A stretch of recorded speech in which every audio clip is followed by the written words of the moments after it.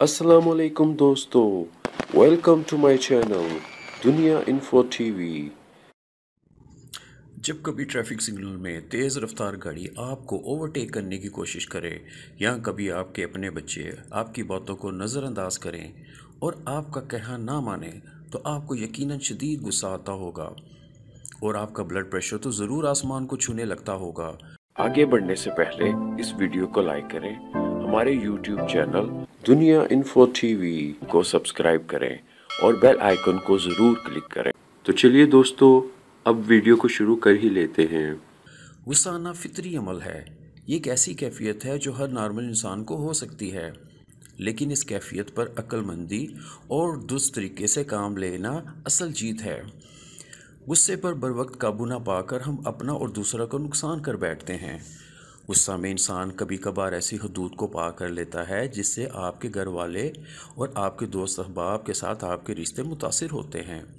ऐसे हालात में चाहिए गुस्से पर काबू पाना, लेकिन ये इतना आसान नहीं मगर नामुमकिन भी नहीं।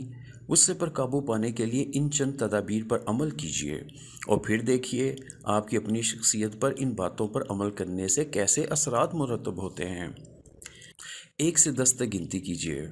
नहायत आजमूदा और आसान तरकीब तो आपने भी सुनी होगी।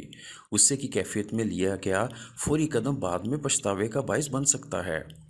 अगर इस लम्हे में 1 से लेकर 10 तक गिनती गिन ली जाए तो यह मामूली वक्फा तैश की कैफियत को दूर करने में कारआमद साबित हो सकता है। तल्लुकात में ज़रा सा फासला इख्तियार करें। कोशिश करें कि जिस इंसान से आप नाराज़ हैं या जिससे किसी बात पर गुस्सा हैं, तो फिल वक्त इस शख्स से थोड़ी दूरी इख्तियार की जाए, तब तक जब तक आप पिछली पुरानी बातों को ना भूल जाएं। अपनी नाराज़गी का इजहार करें। अपनी नाराज़गी का इजहार करना अच्छी आदत है। कुछ अरसे में दूसरों को अपनी नाराज़गी से ज़रूर वाकिफ़ करें, मगर ऐसे मौक़ों पर तंज़िया जुमलों से परहेज़ करें कि ये हालात के और ख़राब होने का सबब बन सकते हैं।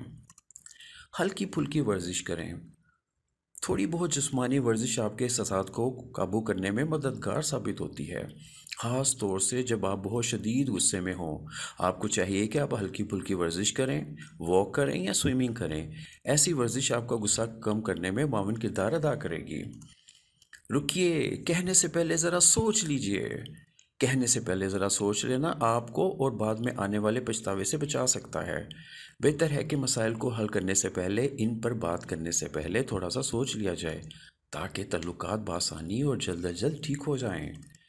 मसाइल के हल करने पर तवज्जो दीजिए। मसलों में उलझने और इस बात पर अड़े रहना जिस बात से आपको गुस्सा आया हो, बेहतर है कि आप इन मसाइल को हल करने में तवज्जो दें।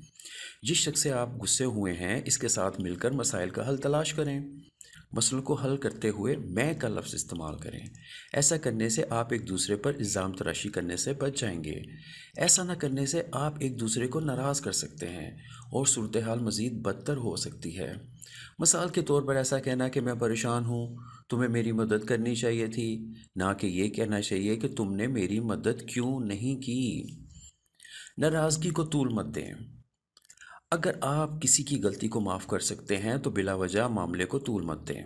हमारा मज़हब भी हमें माफ़ करने का दर्स देता है, तो दिल बड़ा करें और दूसरों से पहले मामले को खुद रफा दफा करें। मज़ाह से काम लें। सख्त और संजीदा मसलों में भी अगर थोड़ा बहुत अंसर मज़ाह का शामिल हो जाए तो किसी के दिल में कोई बात नहीं रहती। ऐसी सूरत हाल में थोड़े बहुत मजाक से बड़े मसाइल खड़े होने से पहले ही ख़त्म हो जाते हैं, इंशाअल्लाह ताला। उम्मीद है कि आपको ये वीडियो पसंद आई होगी। इसके लिए आपका बहुत बहुत शुक्रिया। मेरी दुआ है कि आप जहाँ भी रहें खुश रहें। इंशाल्लाह जल्द मिलते हैं किसी और नई इन्फॉर्मेटिव वीडियो के साथ। तब तक के लिए अल्लाह हाफिज़।